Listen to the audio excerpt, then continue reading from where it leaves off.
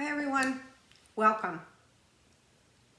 I wanted to do just a quick video today about a tool that all of us have. Everybody's born with this tool, yet few of us use it or only use it occasionally. Yet this tool can be used every day for practical reasons, for big decisions, for small decisions, for basically everything we're doing. Yet we don't utilize that tool, or few of us do. So what is this tool that I'm talking about? I'm talking about our intuition. We all have it, yet we probably, for many of us, we just don't trust it. Only maybe at those few times where we've had an experience that we heard that little whisper voice, quiet voice in the back of our head, and we followed it through and things worked out really well. Or we had that gut feeling not to do something, and then we can tell the story about it later because it was so awesome that we actually changed our mind to do something, and had we not changed our mind about it, the results would have been very difficult. So I think you kind of have a feeling, a sense of what I'm talking about. Sometimes for some people, and we've all heard these stories, let's say a person's looking for a job and they think they found their dream job. They're being interviewed. They really are being well received by all the people that are interviewing them. The job is definitely of what they love doing and what they're really good at doing. And it's a promotion from where their position is right now. And the money's good.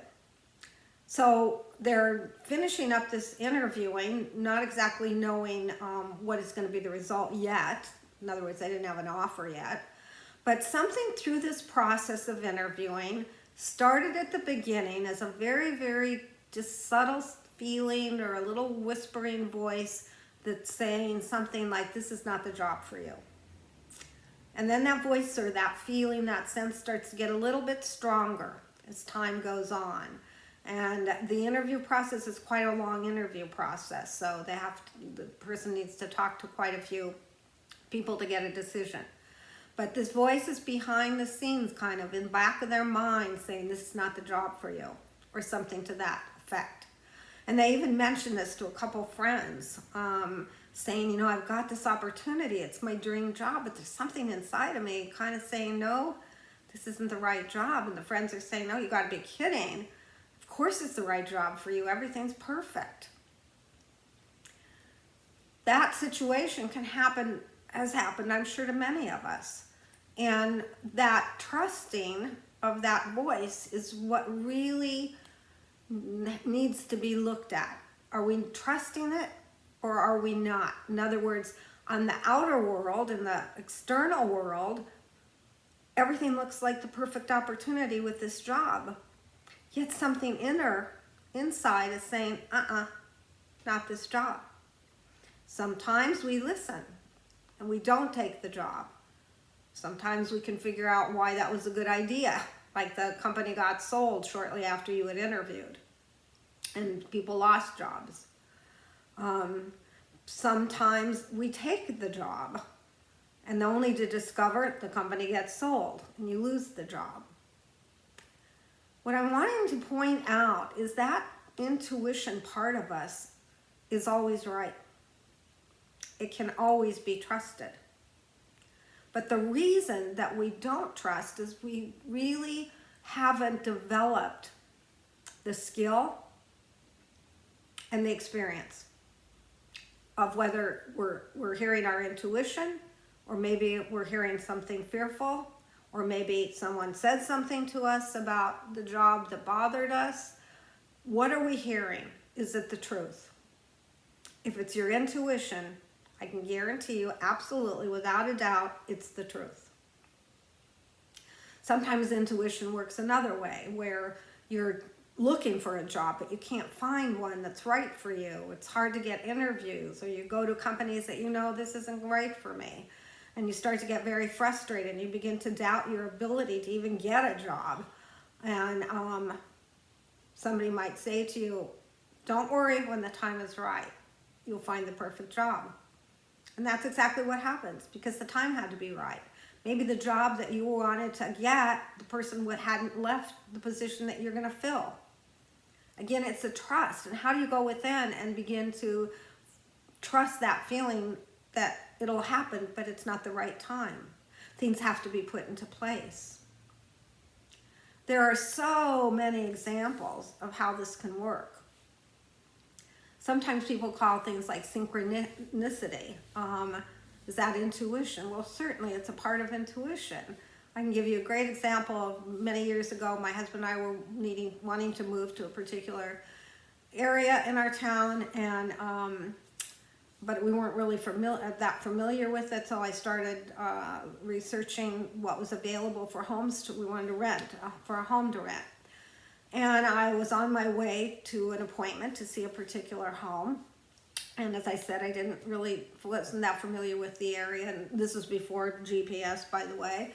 And I got lost. It appeared I was lost because I couldn't find, I was not on the proper street for this house. And I couldn't seem to figure out where that street was. So I decided to backtrack and start from an earlier place and see where I made a wrong turn. And as I was turning around, making a U-turn, I see a man out with a for rent sign, and he's putting it on nailing it to a tree in front of this home. So I get out of the car. I think, well, that's weird. I'll just check it out. I'm here. Get out of the car. I get the information about the home. We go in. I take a look at it. It's a perfect house for us. Everything. Perfect. Now, how did that happen? Did I get lost because I needed to be lost for a little bit to show up where this guy was going to be putting his sign out? Was there an inner part of me that was keeping me in that position so that I would be exactly at the right time to see him put that sign out? And these are the stories that you hear from others. You know, we get this situation happen and we call somebody, oh my God, you wouldn't believe what happened, this perfect situation, and I was at I thought I was lost, but yada yada. So we've all had some experience for sure. And we've also some of us have had some really important decisions that we made through this thing we call intuition. But those seem to be only happening once in a great while, not very often, certainly not on a daily basis. So two things happen. We haven't learned to trust that intuition, and we haven't really developed the skill and the practice to recognize intuition when it's there. Now, I happen to be a strong believer in intuition, into gut feeling, into the sixth sense. I started getting into understanding this as a very young child. It was kind of a survival issue for me. I really believe had I not had this sense of listening to my intuition at a very young age, I'm not sure I would even be here today. So because of circumstances, I really tuned into my intuition. But what I also know is that I did practice it, and I think that's what we have to do. And so how do we practice believing or trusting or even noticing that our intuition's talking to us? Now, it talks to us all the time, just like our guides do, just like our angels do. We're always being talked to, but we're just not listening. And listening doesn't just happen. We really do have to practice. And how do we practice? Well, we have to get quiet and go within and listen. Develop that skill. It'll develop if we take the time every day to sit quietly. Whatever the decision that you're needing to make that you're confused with, you ask from within. I have a habit of when I'm kind of struggling with a tough decision, I will say, if this is not in my highest good, for my highest good or my family's highest good, please sabotage it. Get rid of it. On the other hand, if this is for my highest good, please let me know that. Now, the little voice, it's subtle. Intuition is subtle. Everybody has it a little bit differently. It can be just a very whispering voice in the mind, in the back of your mind. It can be a feeling, you know, that what do we call intuition, a gut feeling. I happen to have the feeling part for intuition. It's always 100% right, that I can tell you. But if you have an experience where you thought you were following your intuition and it really turned out to be not the right way to go or not the right decision, it wasn't because your intuition wasn't right. It was probably guiding you to not take that decision, to not do something with whatever that decision was about. But you misread it. Your intuition is always right. It cannot be wrong. But the key is learning how to listen and reading it correctly. And along with that comes a trust. So it's like anything else with learning, practicing something. You need to practice it to get good at it. So in the beginning, you may find that you think you heard your intuition give you this advice, do this, don't do this, and you followed what you thought it was, and it didn't turn out exactly as the right decision. I know of people that have actually made moves either out of state or out of town where they felt their intuition was telling them to move, but it ended up it really actually wasn't. They were misreading. Sometimes that's done also because you so desire to have something.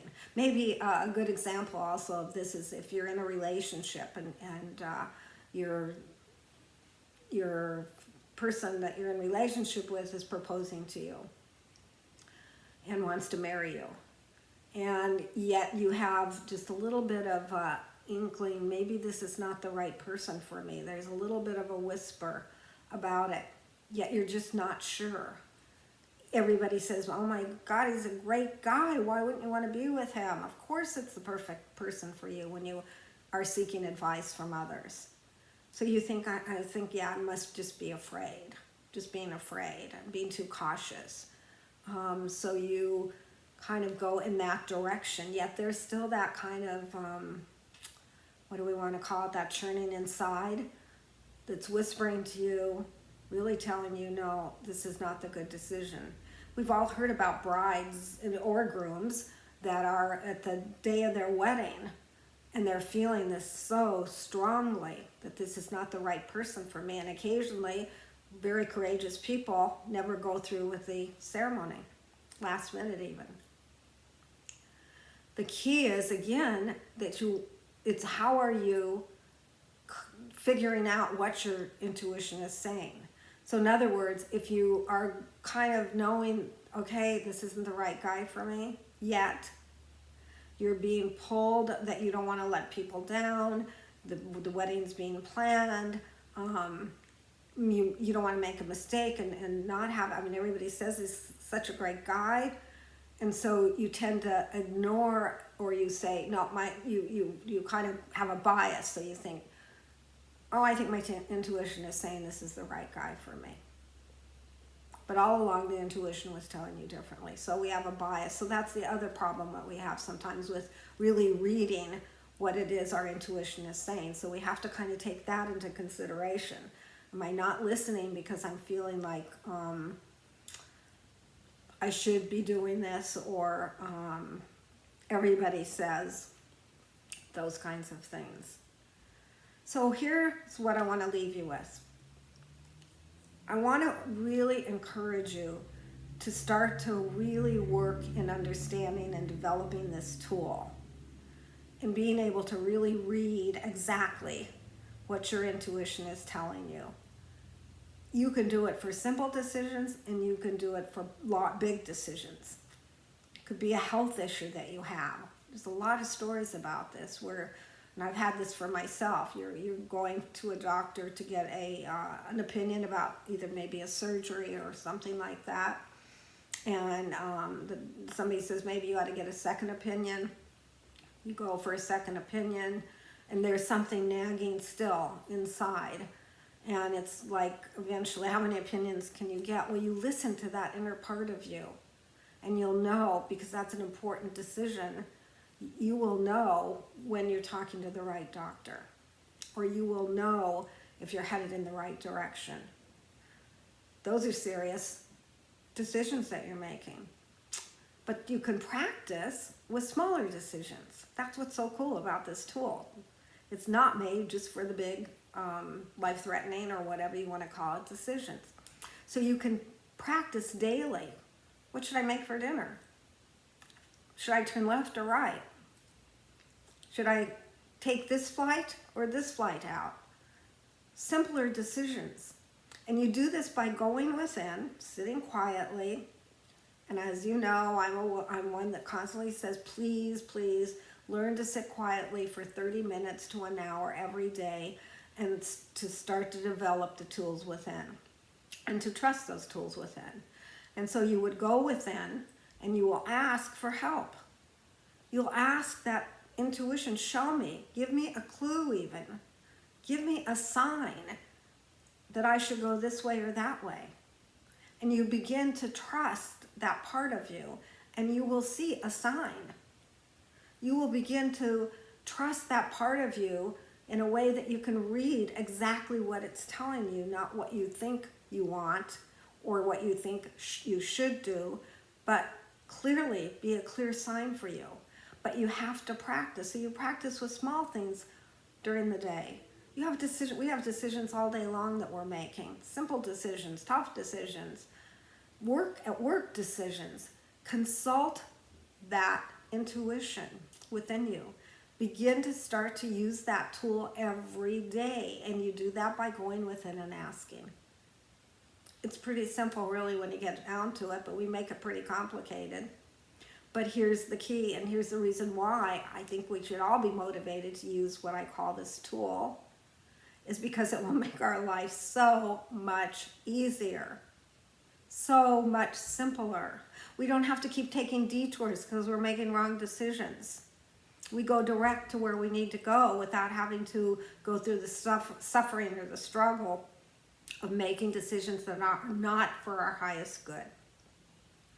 So that's all I'm going to say about this today. We'll be talking a lot more about it in the future, but I just wanted to get this idea out and see if I can convince you to at least start to get friendly with your intuition on small decisions daily. When you go within and you're sitting quietly and you have something kind of churning, don't know whether to do it, don't know which way to go, should I buy this house, should we sell our house, whatever it is, you go within and then you wait till you get the answer. And the answer doesn't always show up in the moment that you're asking the question. In fact, oftentimes it doesn't, but it'll show up through subtle other ways. There'll be a sign. There'll definitely be signs that will let you know that you're headed in the right direction or you're headed in the wrong direction. And that's what you want to learn, to read those signs. Truly, it's an exciting opportunity to learn how to use that tool. So, I hope this all made sense to you. And I hope perhaps I've motivated you just a little bit to check it out if you haven't been one of those people that are clearly using the tool. And if you haven't trusted it, or you have maybe a decision right now that you really need to get in touch with, try it. Try going within and asking for help, and asking if you're not sure that you're reading this right, reading the answer from your intuition right, then ask for a sign.